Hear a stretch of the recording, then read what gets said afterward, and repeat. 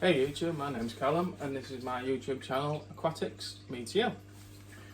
Today I thought I'd have a little talk about my two little community tanks here. Now, as I mentioned in one or two of my other videos, I've got a big 6-foot tank which these all came from. However, that decided to leak on me and I've tried resealing it and didn't have much success in that. So I had to move them over to these two tanks. But that's a different story. Anyway, so this is a small 18-inch cube tank on this side, and then this side is just a, I think it is about a 3-foot small 12-inch by 12-inch tank. Now, I wanted to have a talk about these today because a lot of people have mentioned to me that maybe they're a bit overstocked and things like that, which, yeah, it does seem like that, but I don't know if you can see behind me, I'm running a large fluval canister filter which turns this water over, I think it's something crazy like for a couple of thousand times in an hour. So that keeps plenty of flow in the tank because as you can see down here, it's just popping around. I just missed him, just in the middle there, I don't know if you can see him. I have some little gone from a man now. Some little denizen tabs, sorry, apologise. And they love lots of heavy flow, lots of oxygenation in the water, and my main priority, because they are the most expensive, one of the most expensive fish in the tank, is keeping them alive. And that's a fish that I've wanted for quite a while. Set up the big tank, and obviously disaster happened, so I had to move them over to these. Some of the other fish that I've got in this tank, which as you can see, show them quite nicely over here.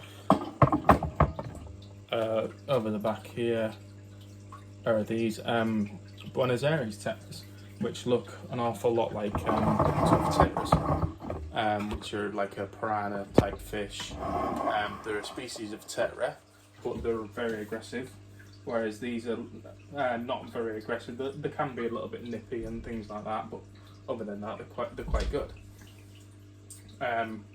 There's also some neons in here, and some red-eye tetras, a few black tetras, and a few emperor tetras. And then there's also in the back there are a couple of Congo tetras, but they're only females, so they're not as like flashy. But I got what I could get at the time. Like I say, I'm running a Fluval U4, FX4 I think it is.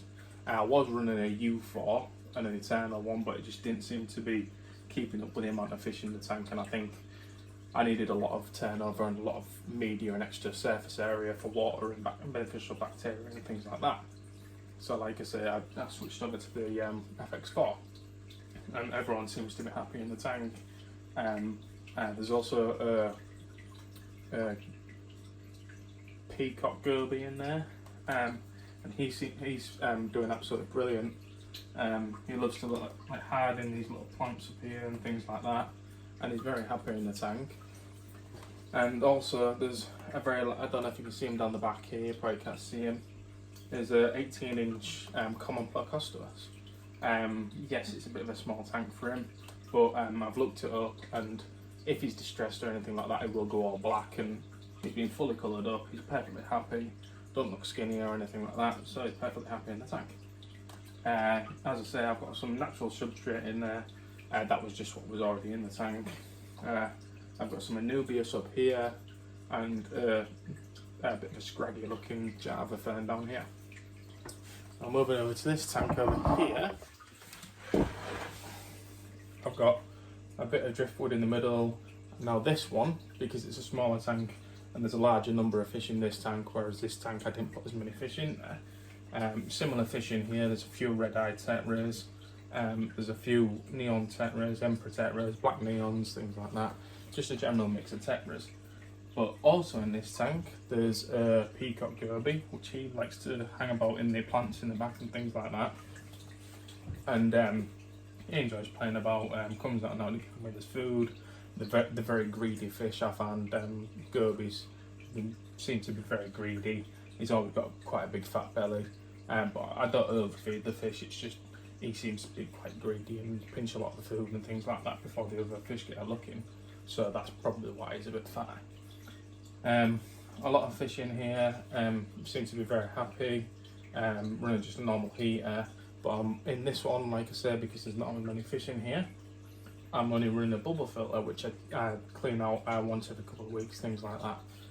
Over the top, I don't know if you can see, I had an attempt at making a small sump, but that didn't go off very well, and it didn't leak or anything, but the seals started to like peel away and things. I got a bit worried about that, so I decided to shut that down. If you'd like to hear more about that, or if you'd like me to talk more about that, I'll show you how to make one. I might consider redoing it in the future, and I'll do a little video on that for you guys. So yeah, that's just my 2 tanks, full of plenty of happy fish, a little bit overstocked, but they're all happy, they're all fed, they're all perfectly happy. So yeah, thanks.